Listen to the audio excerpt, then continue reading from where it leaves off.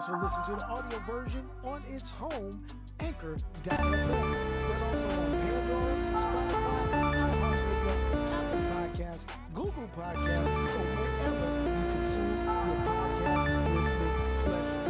Hey guys, let's get on with the show. Okay. I gave y'all a little peep of me before I even got started. What's happening, everybody? 6 p.m. Maybe 5:59. I'm doing what I got to do. I'm actually early today. So what's happening, everybody? How are y'all feeling? It's a Sunday. It's chilly, but it's bright and sunny where I'm at. Not because of the glass, but the glare from the video lights. I guess wearing my prescription shades are going to be my thing now. It serves two purposes. Number one, that light is bright as all get out, no matter what I do. So it is what it is. And then y'all don't have to look in my lazy eye. I'm probably wrong for just saying that. But it's all good. It is all good. And as you can tell from the title of today, we're going to talk a little bit about Shazam, Fury of the Gods, otherwise known as Shazam 2, the sequel to the first Shazam movie, which I kind of liked somewhat. But Shazam, Fury of the Gods. But I digress. Let's talk a few other things while everything gets kind of warmed up and moving.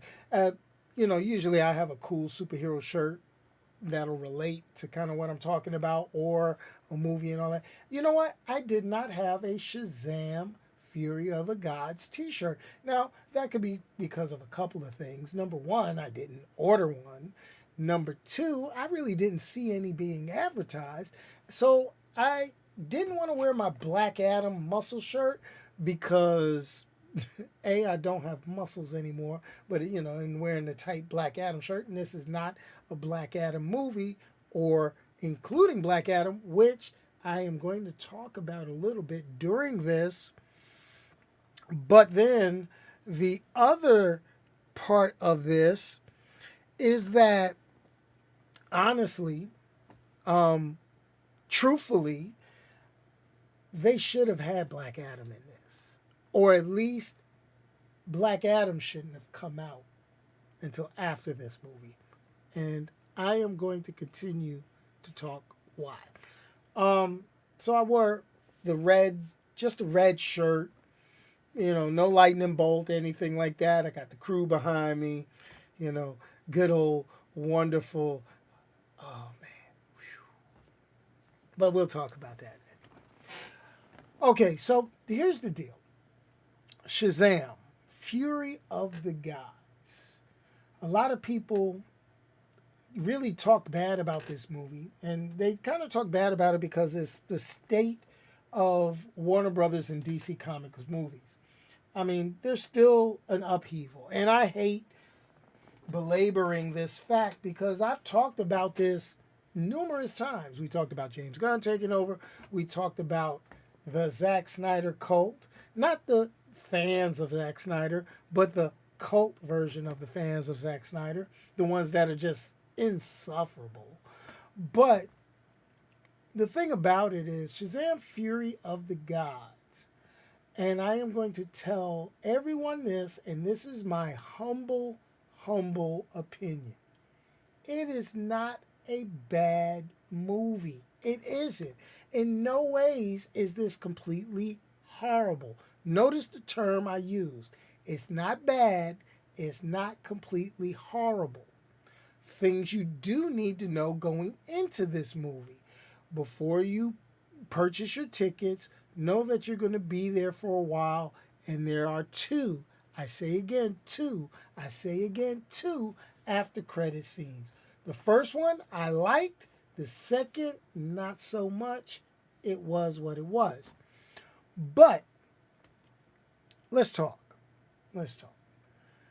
This movie picks up a little bit after the first movie, and the good, the bad, and the what.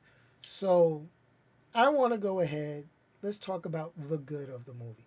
The good of the movie, first of all, the pacing was just fine.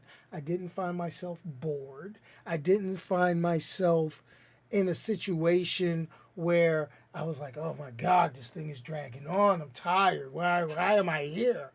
No, the pacing of the movie was fine. Couple of other things. It quickly established within the movie what they wanted to focus on. And the thing they wanted to focus on was the core Shazam family crew. You know, these guys behind me. Next, choice of villains. Choice of villains, good. Not bad. Motivation of the villain, I get it. But now we start going into the bad. Now, this is a movie that made 30 million in its opening weekend. 30.5 if I, looked up the numbers before we started. And the thing about it, 30.5, okay, good, I'm good with that. But then, if we do take a look at it, and we do think, that's not a very big opening. So a lot of people say, oh, the movie's trash because it doesn't have a great opening. No. It has a not so great opening because this movie is basically, it's dead on arrival for anything moving forward. And with the choice of the after credit scenes, I hope they change their mind and they can do something about it. It is what it is. So all the Zack Snyder fans or those individuals, I'm not going to say all the Zack Snyder fans. Let me clear that up. Some Zack Snyder fans, good people. They accept what it is. Studio ineptness as far as following through on something that they started. Okay? Now, I've got my own issues with how Superman, Batman, and a few other characters are portrayed and how dark and gloomy. That's my issue. Okay? I like certain things to be bright and uplifting, and then I like certain things to be dark and brooding. I don't want it all in one way or the other. But that's how that goes. It is what it is. It's how I roll. Okay, so let's move on to the bad of this movie. There was a few things bad about this movie, and some of those things really can't be fixed, or at least I don't think they should be fixed. Number one, the non-superhero versions of the characters have actually aged up pretty well. And when I say they've aged up pretty well, they've aged up to a point where I think a lot of the one, as they've aged up, they could actually portray the superhero themselves. They've done that with the character of Mary Marvel. But they did not do that because obviously Zachary Levi had a contract. And the character that played Billy Batson had a contract. I forgot old boy's name. That shows you, it is. But he is old enough, he could have played a decent Captain Marvel. My thing, and obviously the aged up versions or superhero versions of the Shazam family is all good. The focus on a few different things were at best mediocre. They were at best passing, and I think they were at best put in just to try to appeal to certain crowds and get that, check mark to say, hey, we're progressive, we're great, we're good, hey, we love this, couple of scenes, it's like, yeah, okay, was it necessary? No. Was it needed? No. But it is what it is, I mean, it was an inclusion that went nowhere, that didn't need to go anywhere. It was like, okay, so what? That was that. But they checked the block because of how it was. Sip of the adult beverage time, folks. Now let's move forward, continuing on with the bad. Okay, bad. It was very, what I like to say, very graphic. Shazam I consider Billy Batson and Shazam to be a character that should have lighter moments. I'm not saying that the movie should have been full of jokes and humor attempts, but there were a couple of moments and a few deaths in the movie that were just like, oh my God, why did they do that? Was that completely necessary? Oh man. And to me, it felt completely unnecessary. Motivations of the villains, very superficial, very sporadic, meaning I'm not going to say they did it a lot. Maybe sporadic is not the best word. What I will say is very incoherent because you had a mix of things and it is what it is, just like my man Thomas says. I mean, it is what it is. But the thing about it is that the change of hearts throughout the film was highly predictable, and that was the only bad thing that I could see. Um, Other than, as they made a reference, a joke, it's like, why do my sons have this infatuation with older women? I mean, it is what it is. The villains portrayed by Helen Mirren and Lucy Liu. Just to say, I've always had a thing for Lucy Liu back in the day. Mm. Lucy Liu put on some age, man. Damn. I'm gonna have to hit her with the Kevin Hart voice. Damn. I mean, still good, but damn, they played her like, come on, you know. And Helen Mirren, you know, she played her role pretty well. I dig it.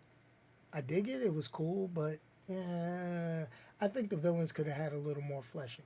Now, the what? The what came from their attempts at certain types of humor inside of the movie. And that became more so towards the end once all the plot lines were wrapped up. I think it's no joke to anyone right now. I'm going to get to what I give it. I am going to go ahead and say the cameo appearance of Wonder Woman. I mean, it's been spoiled on the internet. I can go ahead and say it. Originally, in the beginning, I was like, oh, God, so this is it. Okay, I got it. And then towards the end of the movie, there's another cameo. I'm not going to spoil what happened with that cameo. But what I will say is that, okay, I get it. It's good. It was it fit, but it was a big Mary Sue MacGuffin. Is that the best way to say it? Am I using that terminology in the right manner? So for people that just don't understand it, you know, the Mary Sue MacGuffin is where you have a certain character just be able to do something because they needed a way out to make us have a happy ending. That's how that feels. I did get emotional a couple of times. I don't know if it was the subliminal messages or if the movie was actually that good. So, what does your boy Onyx say about Shazam 2, aka Shazam and the Fury of the Gods? Number one, I will say this is a good movie to go see. It is pretty good. It is great to catch as an early matinee, in which I did that. Okay. Is it going to break movie records? No, not even close. Won't do it. Don't need it. Not going to happen. Is it a good sequel to the original movie? Yes, it is. It is decent. It follows the plot lines and as it moved forward from the first Shazam film. Should this film have come out before Black Adam? Yes, I blame Dwayne "The Rock" Johnson for that. This movie could have been before Black Adam. So executives at Warner Brothers, you should have put this before Black Adam. Now, here's my reasoning behind this. There's no mention of Black Adam. This movie heavily weighs upon why Billy was selected or how Billy was selected to have the power of Shazam. Now, with that being said, this movie could have been boom, up front. Then you would have had Black Adam showing who that original champion was when they resurrected him. That would have been awesome. And to have an after credits where Black Adam could have met up with Zachary Levi as Shazam, as not so much a I'm going to get you sucker, but as a listen, you don't know what you're doing, boy. I have the power. You know, that could have been real cool. But no, they just don't get it. And I hope that James Gunn can fix this. I hope he can. I'm begging he can fix this and make this coherent. Now, Easter eggs. Let's talk Easter eggs. Let's talk about the after credits. They made my heart with the after credit, but the after credit itself should have, like I said, would have been great if Black Adam came after this. Would have been awesome. Because you had certain characters talked about, shown, and poof. This would have been awesome. This would have been great. But you could tell it is out of sequence, out of order. Now, with the new plan for the DC Extended Universe or the DC Universe, this, I got to go look at the chart they published because this may be an Elseworlds. But they've already linked it to Peacemaker. They've linked it to the bigger DC universe. So hopefully they can fix this. All right. Maybe they can do a, Warner Brothers Crisis on Infinite Earths like they did on television, but do it in a grander scale for the movies with all the stuff that they got going on. And I would like that. I would love that. That would be awesome. So, what do I give it? I know people have been waiting. We're 17 minutes into the talk, 18 minutes into the talk, and I know I'm going to go ahead and end this real soon. But the key ends up being this actually gets 4 out of 5 on my going full nerd scale. It is a good movie to watch. It is enjoyable. It will get you entertained within your seat. I don't care what you've heard on the internet. I don't care what the box office says. Go and see the movie. Now, do you need IMAX? Do you need big money tickets and things like that? No. Go check a matinee. Go peep it out. You will be entertained.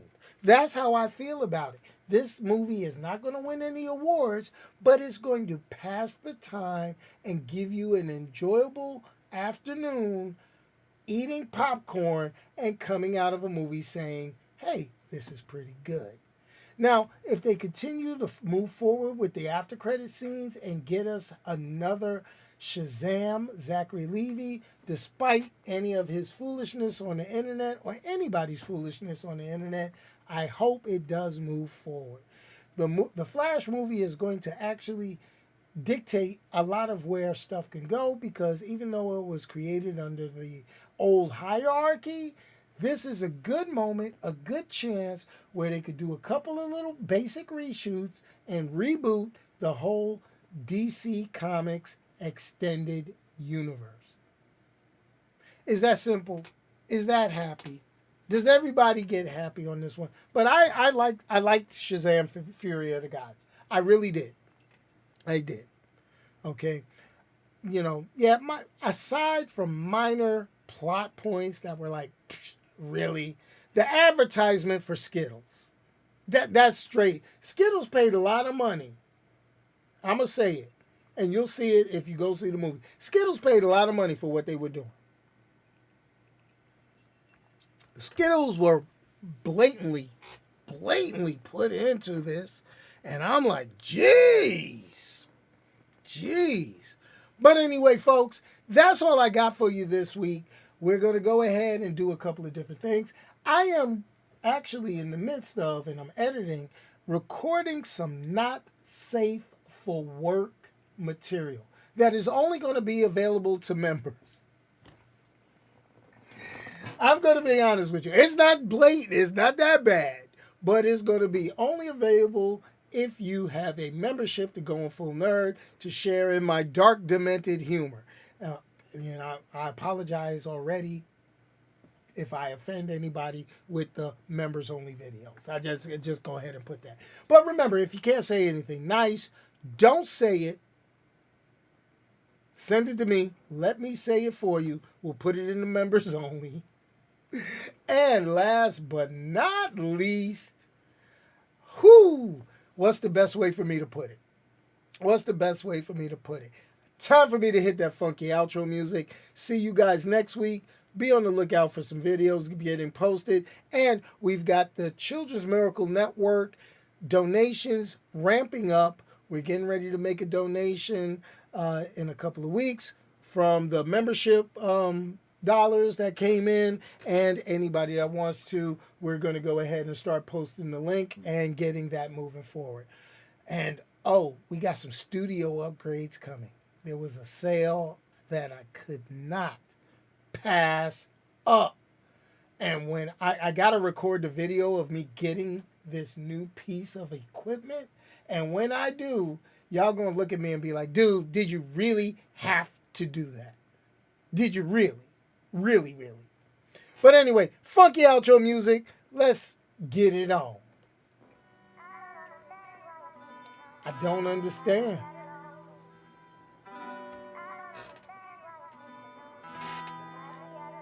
Hey, I appreciate anybody that has come on and stayed this long in the video. Now, for the live people watching, you know I always say something funky or whatever, and I just kind of randomly talk at this part of the video. But if you're watching this video as it like a day or two later, it's strictly a recording.